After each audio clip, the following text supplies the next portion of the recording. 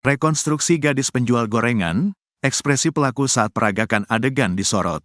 Is, 27, alias Indragen memperagakan sejumlah adegan dalam rekonstruksi kasus kematian gadis penjual gorengan di Padang Pariaman, Sumatera Barat, Sumbar, Senin, tanggal 7 Oktober tahun 2024. Indragen merupakan tersangka dalam kasus yang merenggut nyawa Nia Kurniasari, 18, itu. Kapolres Padang Pariaman, AKBP Ahmad Faisal Amir mengatakan, rekonstruksi digelar di 8 tempat kejadian perkara, TKP, tempat di mana ia melancarkan aksi bejatnya. Selama proses rekonstruksi, korban diperagakan oleh pameran pengganti dan juga boneka. Faisal belum bisa menyampaikan berapa reka adegan yang diperagakan. Rekonstruksi ini berlangsung sejak pukul 10.30 waktu Indonesia Barat dan hingga Senin siang masih berlangsung. Pihak kepolisian menerjunkan 700 personel gabungan untuk mengawal agar rekonstruksi berjalan lancar.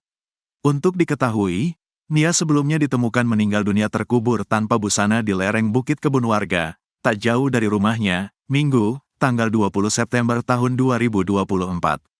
Sebelum ditemukan meninggal, Nia sempat dilaporkan hilang oleh keluarga 2 hari sebelumnya, Jumat, tanggal 6 September tahun 2024, malam, lantaran tidak pulang saat menjual gorengan. Sepekan setelah penemuan jenazah Nia, polisi menetapkan Is sebagai tersangka. Is pun yang sempat kabur ke dalam hutan berhasil ditangkap polisi di sebuah rumah kosong yang masih dalam satu kecamatan dengan tempat tinggal Nia. Dikawal 700 personel gabungan. Rekonstruksi kematian gadis penjual gorengan di Padang Pariaman dikawal ratusan personel gabungan.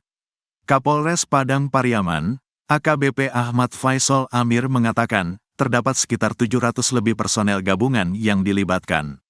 Kami turut dibantu oleh Brimob Polda Sumbar, TNI, BPBD, dan Dishub dalam proses rekonstruksi ini, ujarnya.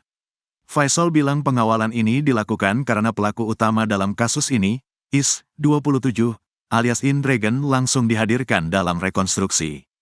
Pengawalan ini dilakukan untuk memperlancar proses rekonstruksi dan meminimalisir hal-hal di luar dugaan yang akan terjadi.